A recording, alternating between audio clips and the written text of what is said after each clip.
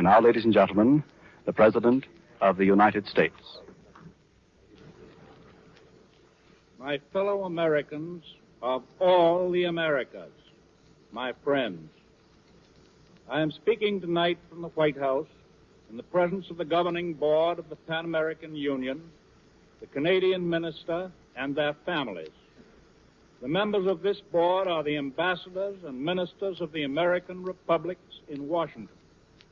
It is appropriate that I do this, for now as never before, the unity of the American republics is of supreme importance to each and every one of us and to the cause of freedom throughout the world. Our future independence is bound up with the future independence of all of our sister republics. The pressing problems that confront us are military and naval problems. We cannot afford to approach them from the point of view of wishful thinkers or sentimentalists. What we face is cold, hard fact. The first and fundamental fact is that what started as a European war has developed, as the Nazis always intended it should develop, into a war for world domination. Adolf Hitler never considered the domination of Europe as an end in itself. European conquest was but a step toward ultimate goals in all the other continents. It is unmistakably apparent to all of us that unless the advance of Hitlerism is forcibly checked now, the Western Hemisphere will be within range of the Nazi weapons of destruction. For our own defense, we have accordingly undertaken certain obvious, necessary measures. First, we have joined in concluding a series of agreements with all the other American republics. This further solidified our hemisphere against the common danger. And then, a year ago, we launched and are successfully carrying out the largest armament production program we have ever undertaken. We have added substantially to our splendid Navy, and we have mustered our manpower to build up a new Army, which is already worthy of the highest traditions of our military service. We instituted a policy of aid for the democracies, the nations which have fought for the continuation of human liberties. This policy had its origin in the first month of the war, when I urged upon the Congress repeal of the arms embargo provisions in the old neutrality law. And in that message of September 1939, I said, I should like to be able to offer the hope that the shadow over the world might swiftly pass. I cannot. The facts compel my stating with candor that darker periods may lie ahead. In the subsequent months, the shadows did deepen and lengthen, and the night spread over Poland, Denmark, Norway, Holland, Belgium, Luxembourg, and France. In June 1940, Britain stood alone, faced with the same machine of terror which had overwhelmed her allies. Our government rushed arms to meet her desperate needs. In September 1940, an agreement was completed with Great Britain for the trade of 50 destroyers for 8 important offshore bases. And in March 1941, this year, the Congress passed the Lend-Lease bill and an appropriation of $7 billion to implement it. This law realistically provided for material aid for the government of any country whose defense the President deems vital to the defense of the United States. Our whole program of aid for the democracies has been based on hard-headed concern for our own security and for the kind of safe and civilized world in which we wish to live. Every dollar of material that we send helps to keep the dictators away from our own hemisphere. And every day that they are held off gives us time to build more guns and tanks and planes and ships. We have made no pretense about our own self-interest in this aid. Great Britain understands it, and so does Nazi Germany. And now, after a year, Britain still fights gallantly on a far-flung battle line. We have doubled and redoubled our vast production, increasing month by month our material supply of the tools of war for ourselves and for Britain and for China, and eventually for all the democracies.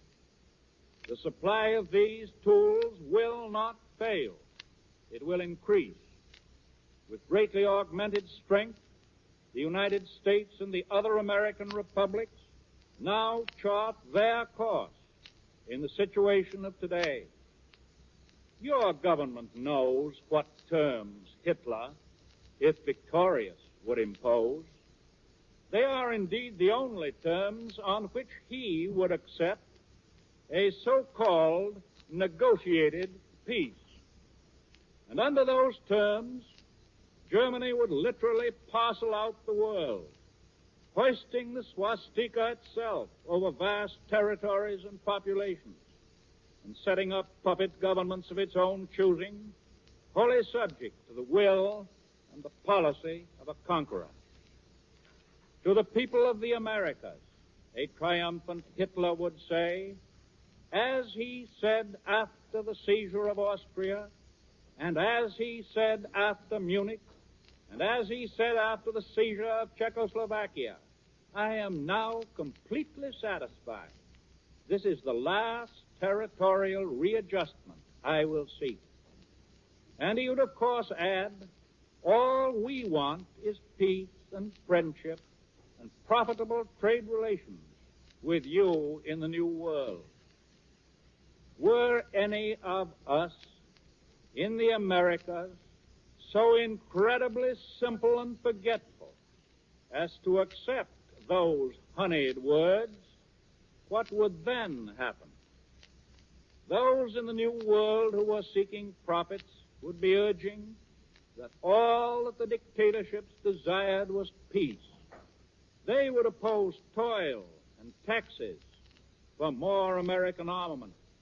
And meanwhile, the dictatorships would be forcing the enslaved peoples of their old world conquests into a system they are even now organizing to build a naval and air force intended to gain and hold and be master of the Atlantic and the Pacific as well.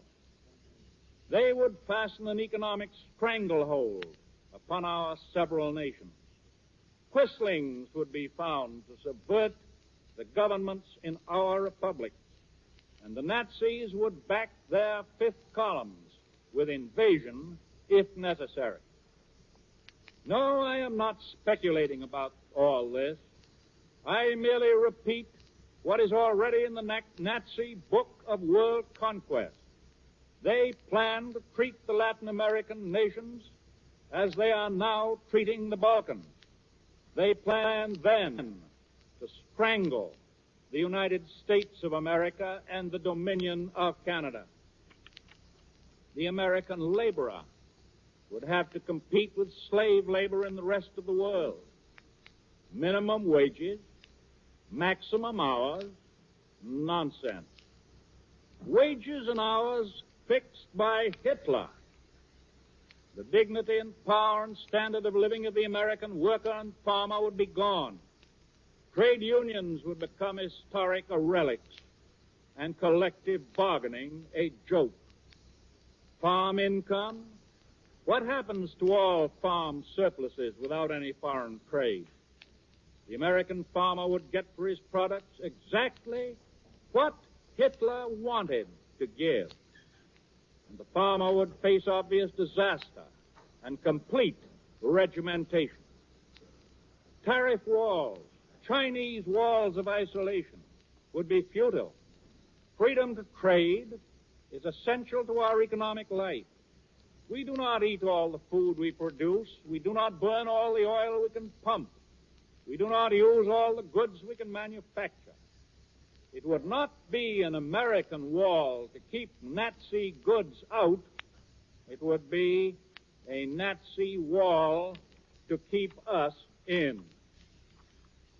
The whole fabric of working life as we know it, business and manufacturing, mining and agriculture, all would be mangled and crippled under such a system.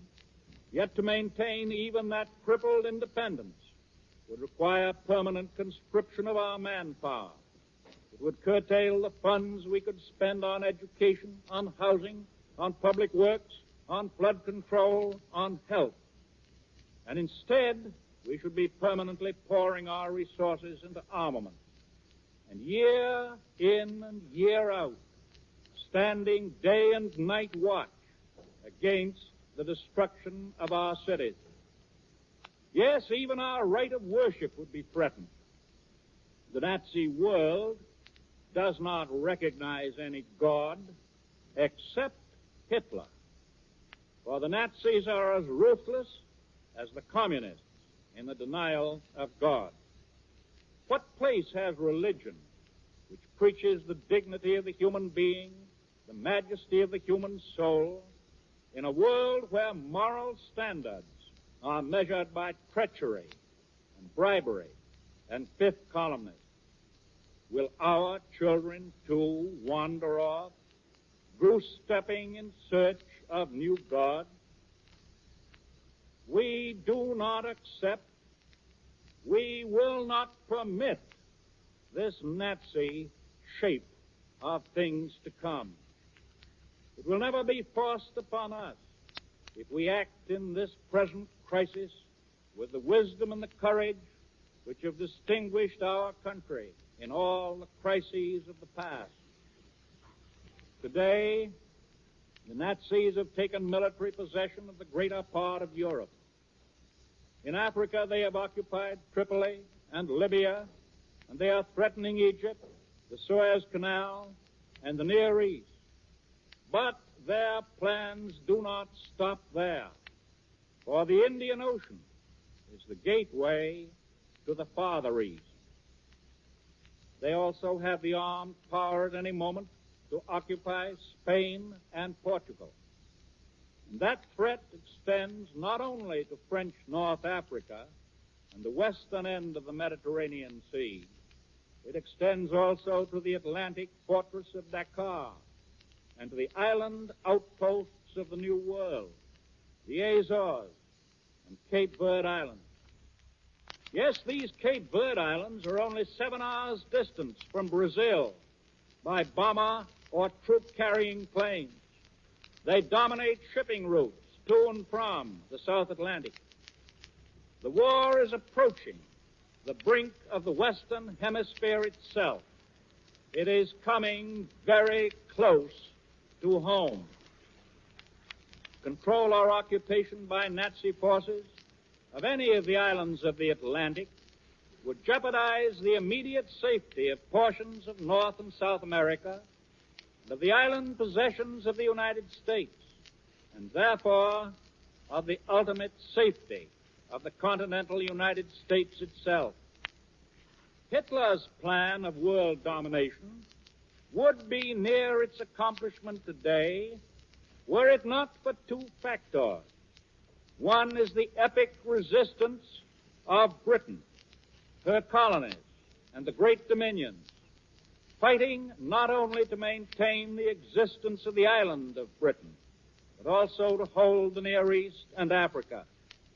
The other is the magnificent defense of China, which will, I have reason to believe, increase in strength. And all of these together are preventing the Axis from winning control of the seas by ships and aircraft.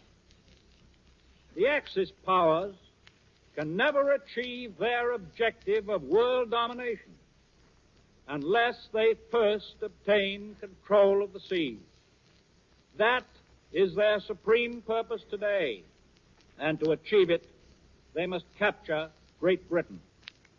They could then have the power to dictate to the Western Hemisphere no spurious argument, no appeal to sentiment, no false pledges like those given by Hitler at Munich can deceive the American people into believing that he and his Axis partners would not, with Britain defeated, close in relentlessly on this hemisphere of ours. But if the Axis powers fail to gain control of the seas, then they are certainly defeated. Their dreams of world domination will then go by the board, and the criminal leaders who started this war will suffer inevitable disaster. Both they and their people know this, and they and their people are afraid. That is why they are risking everything they have, conducting desperate attempts to break through to the command of the ocean. Once they are limited to a continuing land war, their cruel forces of occupation will be unable to keep their heel on the necks of the millions of innocent, oppressed peoples on the continent of Europe. And in the end, their whole structure will break into little pieces. And let us remember that the wider the Nazi land effort, the greater is their ultimate danger. We do not forget the silenced people. Masters of Germany, those at least who have not been assassinated or escaped to free soil, have marked these silenced peoples and their children's children for slavery.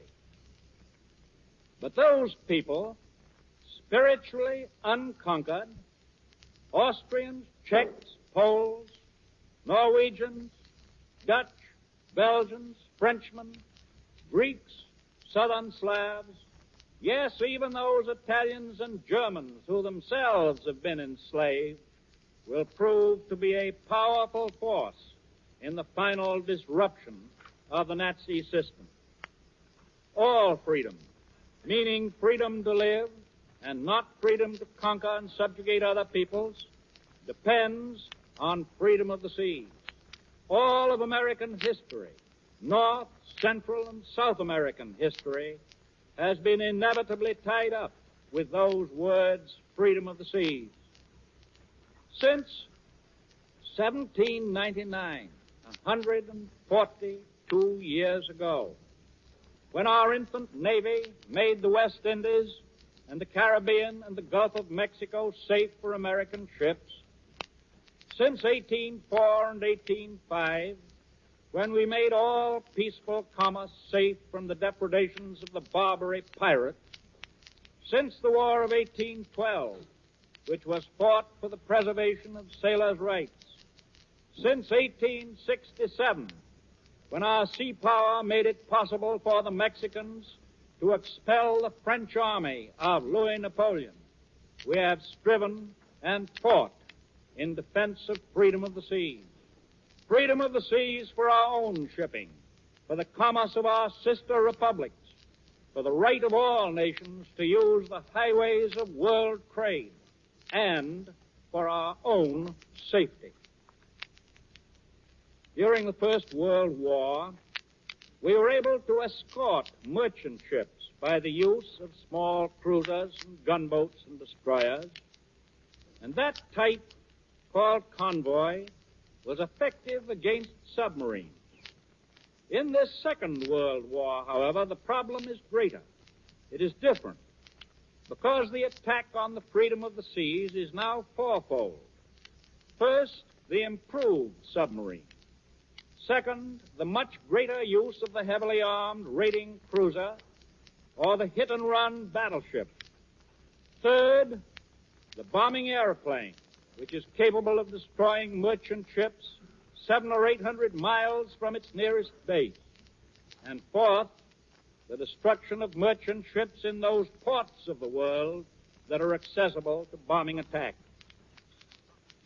The Battle of the Atlantic now extends from the icy waters of the North Pole to the frozen continent of the Antarctic. Throughout this huge area, there have been sinkings of merchant ships in alarming and increasing numbers by Nazi raiders or submarines. There have been sinkings even of ships carrying neutral flags. There have been sinkings in the South Atlantic, off West Africa, and the Cape Verde Islands, between the Azores and the islands off the American coast, and between Greenland and Iceland. Great numbers of these sinkings have been actually within the waters of the Western Hemisphere itself. The blunt truth of this seems to be this, and I reveal this with the full knowledge of the British government. The present rate of Nazi sinkings of merchant ships is more than 3 times as high as the capacity of British shipyards to replace them. It is more than twice the combined British and American output of merchant ships today. We can answer this peril by 2 simultaneous measures. First, by speeding up and increasing our own great shipbuilding program, and second, by helping to cut down the losses on the high seas. Attacks on shipping off the very shores of land which we are determined to protect present an actual military danger to the Americas. And that danger has recently been heavily underlined by the presence in Western Hemisphere waters of a Nazi battleship of great striking power. You remember that most of the supplies for Britain go by a northerly route, which comes close to Greenland and the nearby island of Iceland. Germany's heaviest attack is on that route. Nazi occupation of Iceland or bases in Greenland would bring the war close to our own continental shores, because those places are stepping stones to Labrador, to Newfoundland, to Nova Scotia, yes, to the northern United States itself, including the great industrial centers of the North, the East, and the Middle West. Equally, the Azores and the Cape Verde Islands, if occupied or controlled by Germany, would directly endanger the freedom of the Atlantic and our own American physical safety. Under German domination, those islands would become bases for submarines, warships, and airplanes raiding the waters that lie immediately off our own coast and attacking the shipping in the South Atlantic. They would provide a springboard for actual attack against the integrity and the independence of Brazil and her neighboring republics. I have said on many occasions that the United States is mustering its men and its resources only for purposes of defense, only to repel attack. I repeat that statement now. But we must be realistic. When we use the word attack, we have to relate it to the lightning speed of modern warfare. Some people seem to think that we are not attacked until bombs actually drop in the streets of New York or San Francisco or New Orleans or Chicago. But they are simply shutting their eyes to the lesson that we must learn from the fate of every nation that the Nazis have conquered. The attack on Czechoslovakia began with the conquest of Austria.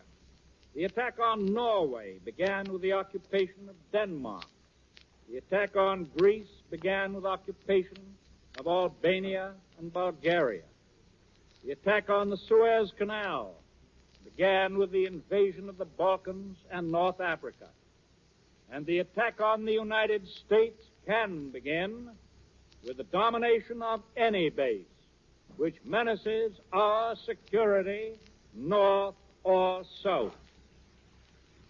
Nobody can foretell tonight just when the acts of the dictators will ripen into attack on this hemisphere and us. But we know enough by now to realize that it would be suicide to wait until they are in our front yard. When your enemy comes at you in a tank or a bombing plane, if you hold your fire until you see the whites of his eyes, you will never know what hit you. Our Bunker Hill of tomorrow may be several thousand miles from Boston, Massachusetts. Anyone with an atlas, anyone with a reasonable knowledge of the sudden striking force of modern war knows that it is stupid to wait until a probable enemy has gained a foothold from which to attack. Old-fashioned common sense calls for the use of a strategy that will prevent such an enemy from gaining a foothold in the first place. We have accordingly extended our patrol in North and South Atlantic waters. We are steadily adding more and more ships and planes to that patrol. It is well known that the strength of the Atlantic fleet has been greatly increased during the past year and that it is constantly being built up. These ships and planes warn of the presence of attacking raiders on the sea, under the sea, and above the sea. The danger from these raiders is, of course, greatly lessened if their location is definitely known. And we are thus being forewarned. We shall be on our guard against efforts to establish Nazi bases closer to our hemisphere.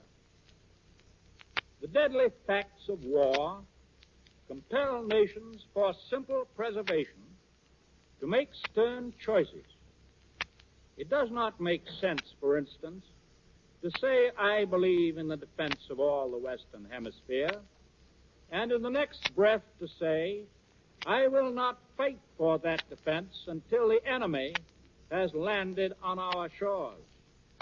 If we believe in the independence and the integrity of the Americas, we must be willing to fight to defend them just as much as we would fight for the safety of our own homes.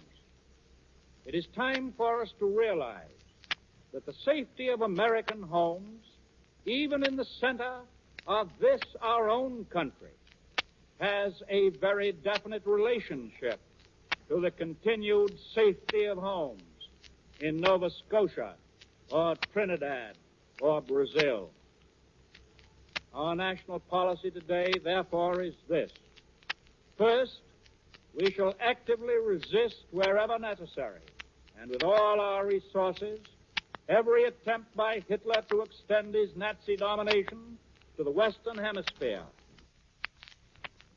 As a military force, we were weak when we established our independence, but we successfully stood off tyrants, powerful in their day, tyrants who are now lost in the dust of history. Odds meant nothing to us then. Shall we now, with all our potential strength, hesitate to take every single measure necessary to maintain our American liberties? Our people and our government will not hesitate to meet that challenge. As the President of a united and determined people, I say solemnly, we reassert the ancient American doctrine of freedom of the seas. We reassert the solidarity of the 21 American republics and the Dominion of Canada in the preservation of the independence of the hemisphere. We have pledged material support to the other democracies of the world, and we will fulfill that pledge. We, in the Americas, will decide for ourselves whether and when and where our American interests are attacked or our security threatened. we are placing our armed forces in strategic military position. We will not hesitate to use our armed forces to repel attacks. We reassert our abiding faith in the vitality of our constitutional republic as a perpetual home of freedom, of tolerance, and of devotion to the Word of God. Therefore, with profound consciousness of my responsibilities to my countrymen and to my country's cause, I have tonight issued a proclamation that an unlimited national emergency exists and requires the strengthening of our defense to the extreme limit of our national power and authority. The nation will expect all individuals and all groups to play their full part without selfishness and without doubt that our democracy will triumphantly survive. I repeat the words of the signers of the Declaration of Independence. That little band of patriots, fighting long ago against overwhelming odds, but certain, as we are now, of ultimate victory, with a firm reliance on the protection of divine providence, we mutually pledge to each other our lives, our fortunes, and our sacred honor.